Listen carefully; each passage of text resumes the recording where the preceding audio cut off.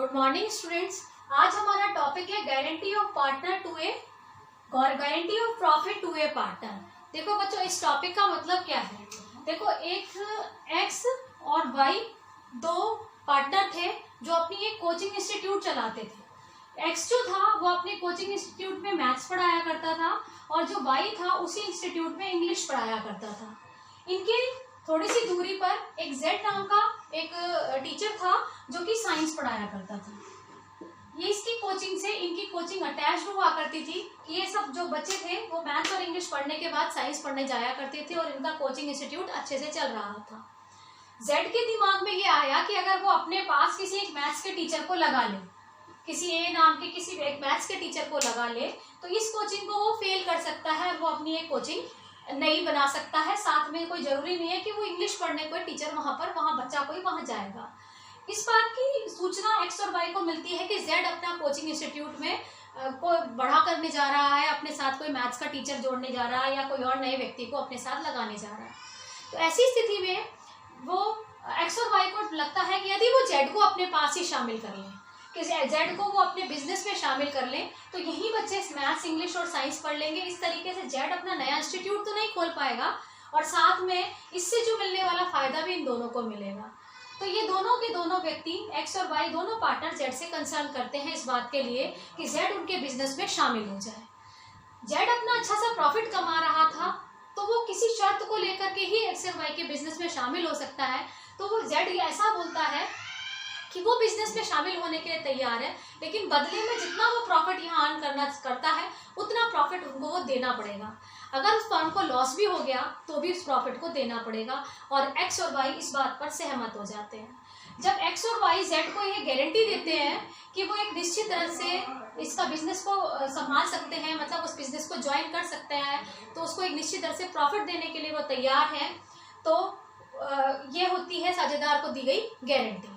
ऐसी कंडीशन में जो गारंटी होती है वो चार टाइप की हो सकती है। जैसे एक्स और वाई मिलकर के जेड को गारंटी देते हैं तो ऐसी गारंटी को बोलते हैं फर्म द्वारा गारंटी, की फर्म ने गारंटी दी है, गारंटी बाय फर्म। और यदि केवल एक्स कहता है, क्योंकि एक्स की मान लो कि एक्स की जो कोचिंग में ज्यादा महत्वपूर्ण भूमिका है, तो एक्स वो करता है कि वो जेड को ये कह रहा है कि आप मेरे बिजनेस में आ जाओ, अगर कोई लॉस भी हुआ ना तो मैं इसकी भरपाई करूंगा। तो वो होती है पार्टनर द्वारा गारंटी, यानी गारंटी बाय पार्टनर। तो एक ऐसी कंडीशन भी आती है बच्चों कि जब जेड सोचता है कि वो एक्स और वाई के बिजनेस में शामिल हो जाए, कि जेड ये सोचता है कि वो एक्स और वाई को ज्वाइन कर ले, यानी कि उस फर्म को ज्वाइन कर ले, तो ऐसी कंडीशन में जेड खुद जाएगा एक्स और वाई के पास और बोलेगा कि मैं आपके बिजनेस की फर्म को ज्वाइन करना चाहता हूँ। तो एक्स और वाई उसको ऐसी कंडीशन में ये कहते हैं कि आप हमारी फर्म ज्वाइन तो कर सकते हैं, लेकिन हम क्यों आपको ज्वाइन करना है। तो जेड इनको गारंटी दे रहा है, यानी कि पार्टनर फर्म को गारंटी दे रहा है कि अगर आप मेरी फर्म को ज्वाइन करते हो तो मैं आपको इतना रुपया कमा करके दूंगा। ठीक है।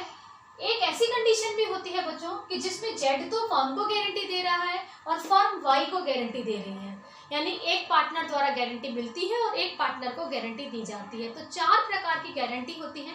आज हम इस लेसन में दो टाइप की गारंटी पढ़ेंगे, जब फर्म गारंटी देती है या पार्टनर गारंटी देता है।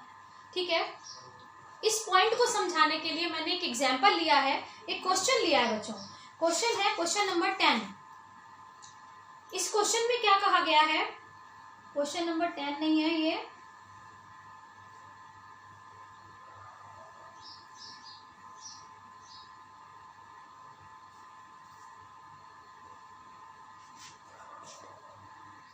टॉपिक को समझाने के लिए लिया है मैंने एग्जाम्पल नंबर 15। इस एग्जाम्पल नंबर 15 में बोला गया है, पहले हम क्वेश्चन देख लेते हैं। इस क्वेश्चन में बोला गया है एक्स और वाई दो पार्टनर हैं और इनकी फर्म में इनका प्रॉफिट शेयरिंग रेशियो है 3:2।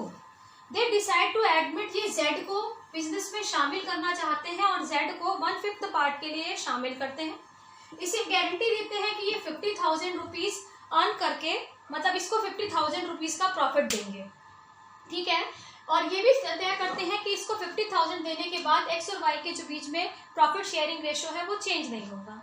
फर्म ने जो प्रॉफिट अर्न किया वो 1,50,000 यानी 1,50,000 का प्रॉफिट अर्न किया था और आपको बनाना है P&L एप्रोप्रिएशन अकाउंट यदि गारंटी फर्म देती है, यानी कि ये दोनों मिलकर के देते हैं। यदि गारंटी केवल एक्स देता है तो आपको, यदि guarantee is provide by x, यानी अगर एक्स गारंटी देता है तो आपको किस प्रकार से ये P&L एप्रोप्रिएशन अकाउंट बनाना है। यानी इसके दो पॉइंट है।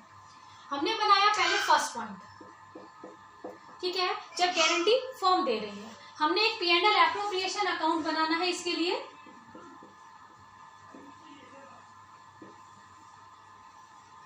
बाय P&L फर्म को जो प्रॉफिट हुआ वो आपको यहाँ लिखना है 1,50,000, और इस 1,50,000 के प्रॉफिट को एक्स, वाई और जेड में आपको डिस्ट्रीब्यूट कर लेना है। तो 1/5 पार्ट के लिए जेड आया 1/5 मल्टीप्लाई बाय 1,50,000, यानी 30,000 का प्रॉफिट जेड को हो गया, ठीक है। बाकी का बचा, देखो 1,50,000 में से जब 30,000 हमने जेड को दे दिया तो बैलेंस बचा 1,20,000, जिसको 3:2 में एक्स वाई में डिस्ट्रीब्यूट कर दिया गया, और ये आया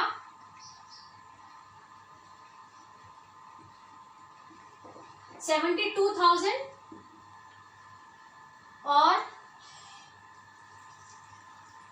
48,000। यानी अगर मैं नॉर्मली प्रॉफिट को डिस्ट्रीब्यूट करूं, यानी 1,50,000 का प्रॉफिट था, 1/5 तो इसने ले लिया, उसके बाद जो इन दोनों का प्रॉफिट आया 72,000 और 48,000 इनका प्रॉफिट आ गया। अगर मैं सिंपल डिस्ट्रीब्यूशन करती हूँ तो इस प्रकार से, अब जेड को गारंटी थी कि वो 20,000 का प्रॉफिट जो है वो उसको, मतलब 50,000 का उसको टोटल प्रॉफिट मिलेगा।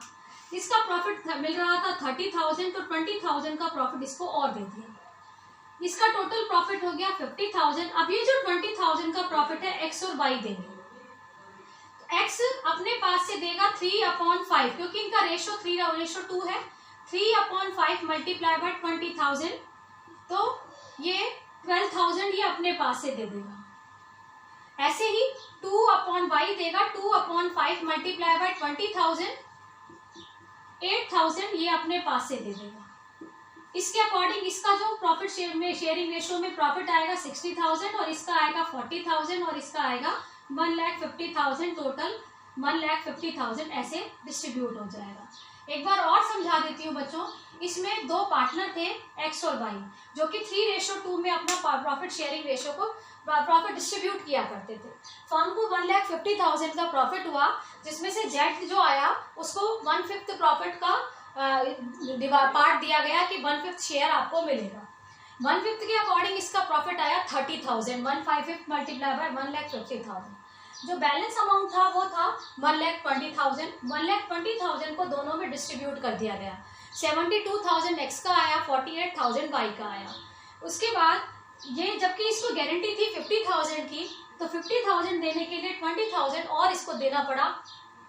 20,000 का लॉस अगर फर्म ने झेला है तो दोनों मिलकर के इसको अपने प्रॉफिट शेयरिंग रेशो में बॉन्ड करते हैं। इसीलिए 3/5 multiply by 20,000 and 2/5 multiply by 20,000 is 12,000 and 8,000।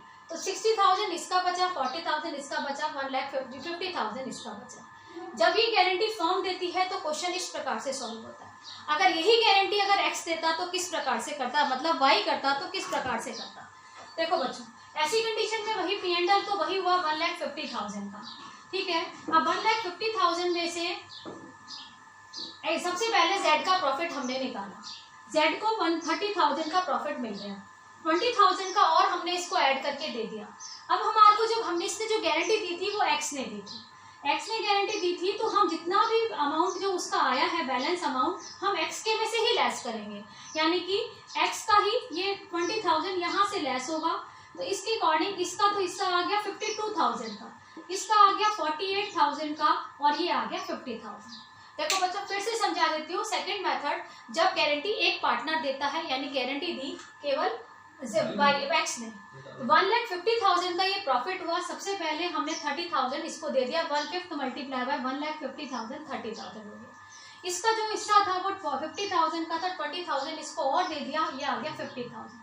50,000 में से गारंटी एक्स ने दी थी, इसीलिए एक्स के में से 20,000 पूरा के पूरा लेस कर दिया गया। इसका आया 50,000, इसका 48,000, और ये है गारंटी बाय पार्टनर और गारंटी बाय फर्म। ये दो टॉपिक हैं। अब जो नेक्स्ट के दो टॉपिक हैं वो हम कल डिस्कस करेंगे। थैंक यू बच्चों।